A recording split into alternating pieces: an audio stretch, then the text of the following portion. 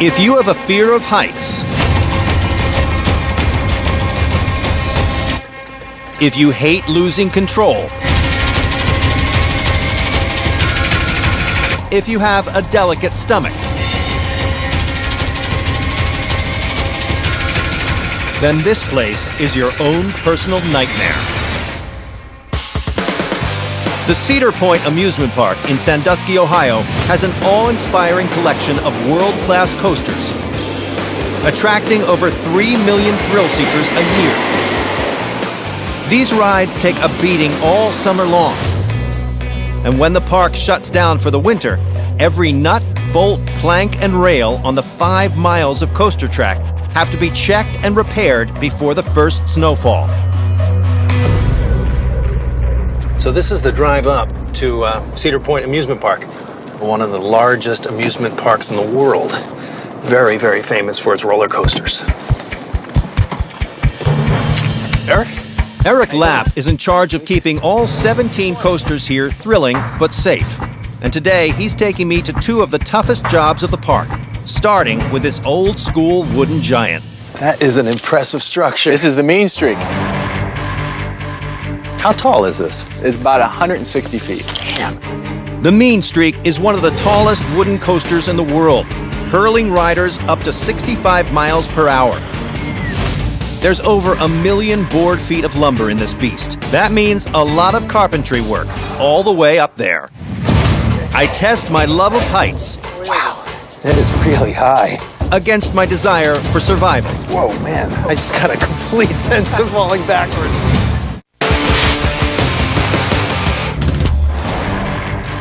Cedar Point Amusement Park in Ohio is home to one of the world's biggest collections of death-defying roller coasters. Okay. I'm about to do some work on top of the wooden behemoth they call Mean Streak. All right, so we're going up there and working on this thing? We'll be going about 140 feet up.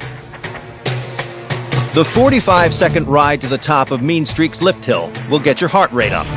But taking the long way will also get your blood pumping. Ah, this is neat.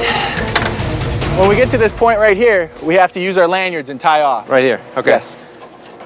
Got it. As you're going up, you'll always be connected to this, so if you slip down the track, it'll stop you. Okay. Hello, you crazy men. How you doing? Pretty good, how are you? I'm Don. Jim. Nice to meet you. So you're the foreman of this job? Yes.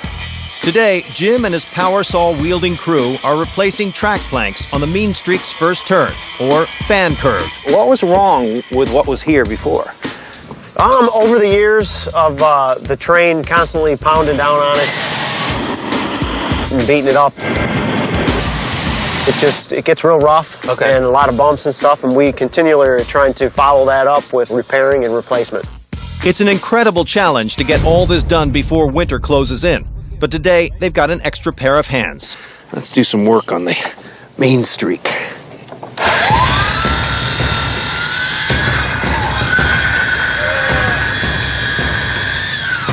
So I'm 140 feet in the air with this blustery wind in my space working with power tools. That's a really good idea, Jim.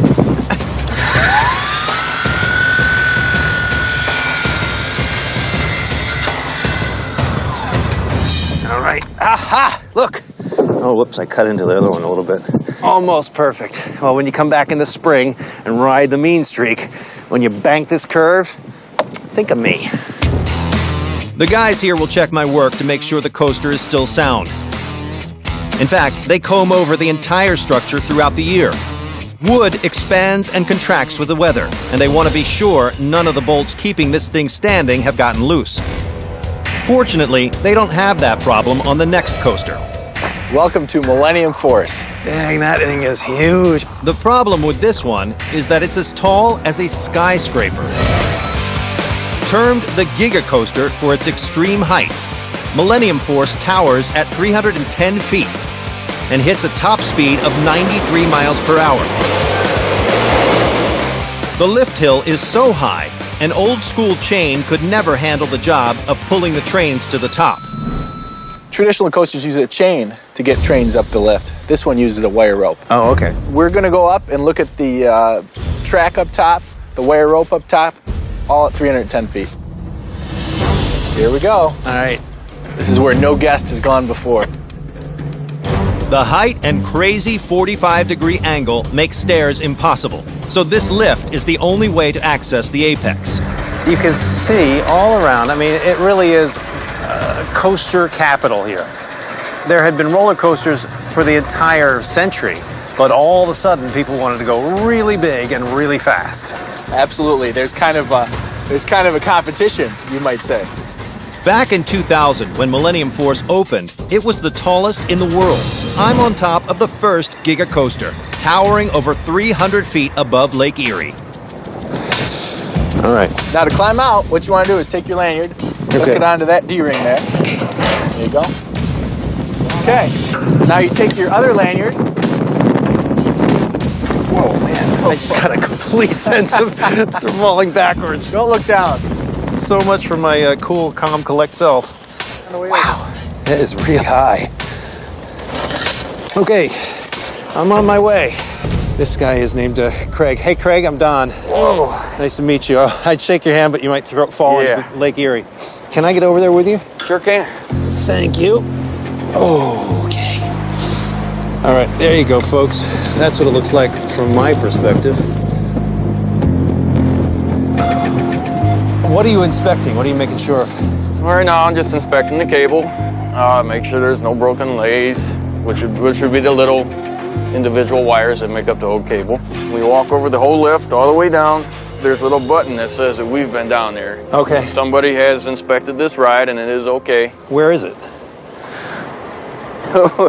Yeah, way down there. The 750-foot cable pulls cars 310 feet up this lift hill in just 25 seconds. The cable is driven by a rotating drum at the base and guided by inset track wheels called shivs. And the park's way of ensuring every shiv has been inspected was by placing a button at the last one, 140 feet down the descent hill, which is where we're headed now. When you get so far, turn around and go backwards. Really? Why? It gets real steep. Oh, God. All right, listen. It's too steep for you to come down with the camera. So I'm going to take this small camera here, and I think it gets some sound. So we'll see how good it goes. But I got to go down and push the inspection button.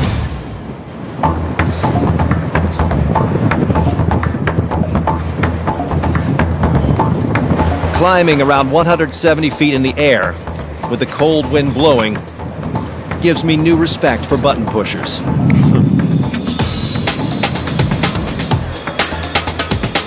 This is the most awkward thing I've ever done in my life.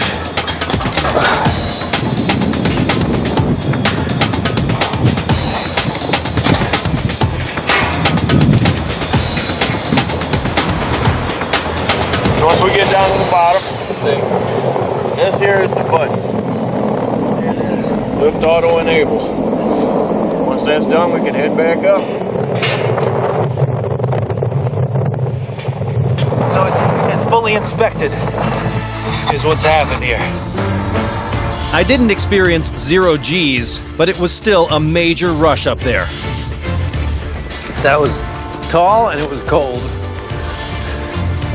But I have a new sense of awe for what it takes to truly amuse the extreme roller coaster fan. That's a lot of work.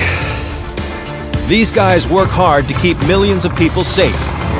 And it's gotta feel pretty rewarding to know you just made their 2 minutes of terror possible.